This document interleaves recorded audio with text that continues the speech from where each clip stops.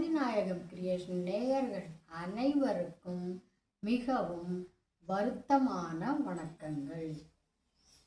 என்னடா இப்படி சொல்கிறேன்னு பார்க்குறீங்களா? ஆமாங்க, எனக்கு ரொம்ப வருத்தமாக தான் இருக்குது. முதல்ல ஒரு பழைய போட்டிருந்த பழைய உடுப்போட தான் செய்கிறேன்னு சொன்னேன்.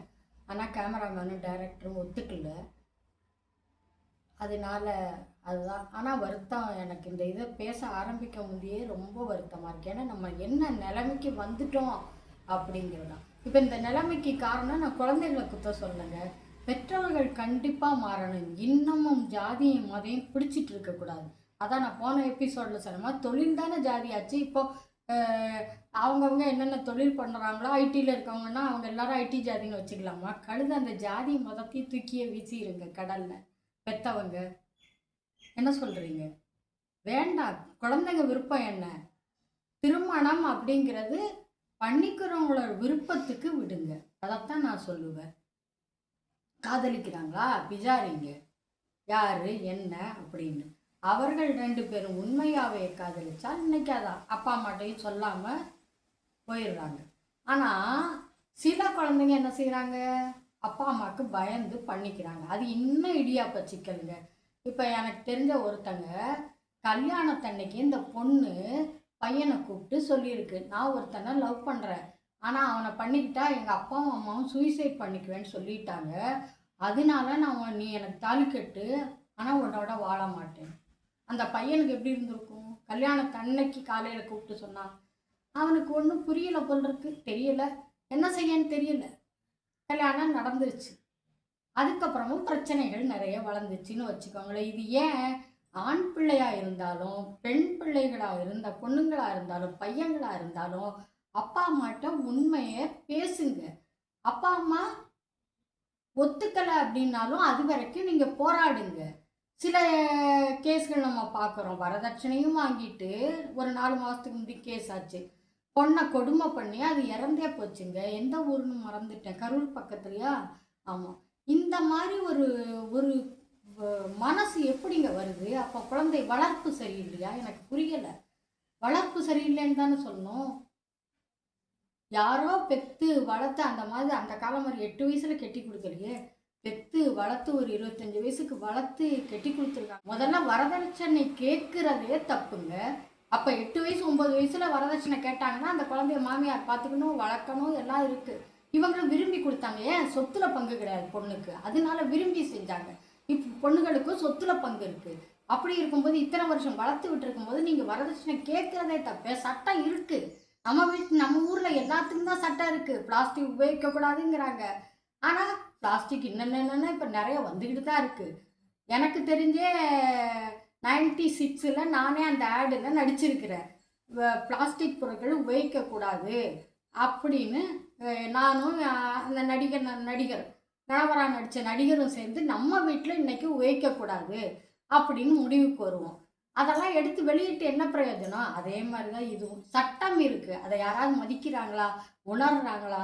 எடுத்து சொல்கிறாங்களா? இல்லை. இப்போ என்ன செய்யலாம் அதுக்கு? அதான் நான் சொல்ல வரேன். பேரண்ட்ஸ் மாறுங்க.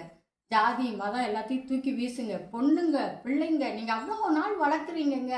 அதை அன்னைக்கு கூட ஒரு சின்ன வயசு பொண்ணு என்கிட்ட சொல்லிச்சு, படிப்பு கூட சில சமயம் பேரண்ட்ஸ் விட்டு கொடுத்துட்றாங்களாம். அதாவது சரி எனக்கு இந்த படிப்பு நான் டாக்டர் ஆகணும்னு நினச்சேன், அதனால நீ டாக்டர் ஆக அப்படிங்கிறாங்க. அப்படி சில பேரண்ட்ஸ் அப்படி ஆசை இருந்தாலும் சரி படிப்பாச்சே இஷ்டப்படி படி அப்படின்னு சொல்கிறாங்களாம். ஆனால் கல்யாணம்னு வரும்போது என் பேச்சத்தான் கேட்கணும் அப்படின்னு சொல்கிறாங்கன்னு யங்ஸ்டர்ஸ் கம்ப்ளைண்ட் பண்ணுறாங்க. ஸோ இப்போ என்ன சொல்ல வர்றேன் நான்? பேரண்ட்ஸ் கண்டிப்பாக மாறுங்க. அப்பா அம்மா சொல்கிறாங்கன்னு நார்த்தில் தாங்க கல்யாணத்தை பண்ணிக்கிட்டு அப்பா அம்மா சொன்ன பையனையை பண்ணிக்கிட்டு மேகாலயாவுக்கு ஹனிமூன் கூப்பிட்டு போயிருக்காங்க. மேகாலயாவில் போய் லவ்வரும் அவளும் சேர்ந்து அந்த ஹஸ்பண்டை கொன்னுட்டு தப்பிச்சு போயிருக்கிறாங்க. ஆனால் அப்புறம் வாழ்ந்தீங்களா நீங்கள்? இல்லையே.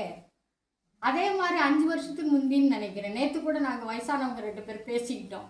என்ன அப்படின்னா, கல்யாணம் பண்ணிக்கிட்டு லவ்வரும் அந்த பொண்ணும் சேர்ந்து கொடைக்கானல் கூப்பிட்டு போய் வெட்டி கொன்னுட்டாங்க. இது என்ன? இது இந்த ஜென்ரேஷனில் இது நியாயமா சொல்லுங்க? யாரோ பெத்து வளர்த்து உங்களுக்கு பிடிக்கலன்னா அப்பா அம்மாட்டையே போராடுங்க. ஸோ நீங்கள் போராடுங்க. என்னது தன்மையாக போராடுங்க. இந்த பையனை தான் பண்ணிப்பேன்.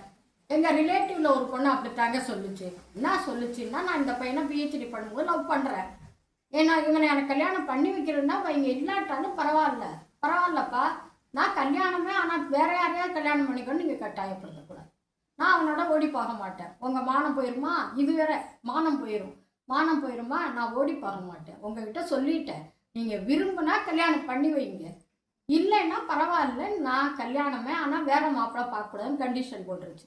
அப்புறம் அப்பா அம்மா ஒரு வருஷம் கழிச்சு அதே பையனுக்கு கல்யாணம் பண்ணி வச்சாங்க. ஸோ இதை எதுக்கு சொல்கிறேன், இன்னைக்கு உள்ள ஜென்ரேஷனுக்குன்னா தன்மையாக போராடுங்க, நீங்கள் ஜெயிக்கலாம். அதை விட்டுட்டு கல்யாணம் ஒருத்தனை பண்ணிக்கிட்டு அவனை கொண்டு போய் கொலை பண்ணிட்டு லவ்வரோட ஓடி போய் நீங்கள் வாழ முடியுமா? ஒரு கொலையை பண்ணிட்டு மனசு நிம்மதியாக எப்படிங்க வாழ முடியும்? வாழ்க்கை முழுக்க வாழ முடியுமா? யோசிச்சு பாருங்க. எனக்கு யோசிக்கவே ரொம்ப வருத்தமாக இருக்கு.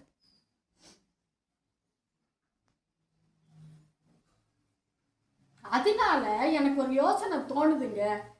இனிமே அடுத்த ஜென்ரேஷன் நீங்கள் இனிமேல் யோசிச்சு பாருங்க. இந்த மாதிரிலாம் கொலை பண்ணுறதை விட கொடுமை பண்ணுறதை விட அப்பா அம்மாட்டையே போராடுவோம். நான் சொன்ன இந்த பொண்ணு பிஹெச்டி படித்த பொண்ணு மாதிரி போராடுங்க கடைசி வரைக்கும். இவனை தான் எனக்கு பிடிச்சிருக்கு அப்படின்னு. இன்னொரு எங்கள் ரிலேட்டிவில் லவ் பண்ணாங்க. ஆனால் அப்பா அம்மா இது ஒரு 15-20 வருஷத்துக்கு முந்தின கதைங்க. எப்படி ஜெயிச்சாங்கன்னு சொல்கிறேன். அப்பா அம்மா கூடாதுன்னு சொல்லிட்டாங்க.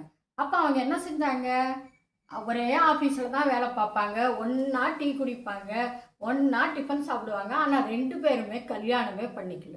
அப்பா அம்மா எவ்வளவோ வற்புறுத்தியும் பண்ணிக்கல. கடைசியில் அவங்க கூட பிறந்தவங்கெல்லாம் சேர்ந்து ஒரு 15 வருஷத்துக்கு அப்புறம் சொல்லி கல்யாணத்தை பண்ணி வச்சாங்க. ஸோ இந்த மாதிரி போராடுங்க. இந்த கொலை, வன்மம், இதில் அவசரப்படுறது, சர்ப்பன்னு ஒரு கதை கூட உண்டுங்க. நம்ம முன்னோர்கள் எல்லாத்தையும் சொல்லி வச்சுருக்காங்க. என்ன தெரியுங்களா, அப்போல்லாம் பிரம்மா பதவிக்கு யார் வேணாலும் வரலாமா. அப்போ ஒரு முனிவர் ரொம்ப தபசெல்லாம் பண்ணி, அதுக்குன்னு இப்போ உள்ள மாதிரி டீச்சர் அண்ணந்த தகுதி அந்த மாதிரி வச்சுருப்பாங்க போலுக்கு, எனக்கு புரியலை. ஆனால் அவர் அதெல்லாம் பண்ணி பிரம்மா பதவி ஏற்கிறதுக்கு தகுதியானவர் ஆயிட்டார். அப்போ பல்லக்கில் தூக்கிட்டு போகும்போது இவருக்கு அவசரம் பிரம்மா பதவி ஏற்கிறதுக்கு. அதனால சர்ப்பன்னாராம். சமஸ்கிருதத்தில் சர்ப்பன்னா சர்ப்பம், பாம்பும் தான். வேகமாக பாட்டு இவர் சொல்லியிருக்காரு. ஆனால் அவங்க என்ன சொன்னாங்க, நீ சர்ப்பமாக கொண்டு கீழே பல்லக்க போட்டு போயிட்டாங்க. இவர் சர்ப்பமாக போயிட்டார். அந்த கதி தான். எதற்கும் நீங்கள் அவசரப்பட்டீங்கன்னா அந்த முனிவர் அவ்வளோ இது பண்ண முனிவர் பாம்பாக போயிட்டார், சர்ப்பமாக போயிட்டார். அந்த மாதிரி தான் முடிவாகும். அதனால நீங்கள்லாம் நான் சொன்ன இந்த உதாரணங்களை வச்சு இனிமே வர்றவங்களாது அடுத்தவர்களை கொன்று நம்ம வாழணும் அப்படின்னு நினைக்காதீங்க. தயவு செய்து போராடுங்க. அதாவது காந்தி மாதிரி இந்த வழியில போராடுங்க. வன்மத்தை கையில் எடுக்காதீங்க. அதாங்க கெஞ்சி கேட்டுக்கிறேன். அடுத்த எபிசோட்ல இது ஒரு தீர்வும் சொல்றேன். எடுக்கிறவங்க எடுத்துக்கோங்க.